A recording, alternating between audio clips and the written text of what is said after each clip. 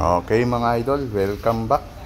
Ito na, update sa ginawa natin So lahat napalitan na natin ng mga nagpa-function dito sa engine. Katulad na itong fuel filter. Nilinis natin itong fuel hose, injector. Tapos palit na tayo niyang fuel filter. Air filter, tapos fuel filter palit na So yun, tapos gasolina. Binabaan natin mabahong gasolina. Bago na yan. Bagong change oil, bagong gear oil. So, try natin to start. Yun one click na be Yun ganda na ng minor May power na siya. Hindi na siya parang mamamatay. Rev natin.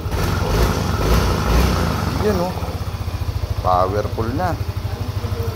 Alright, ready na to. Biyahe. Thank you.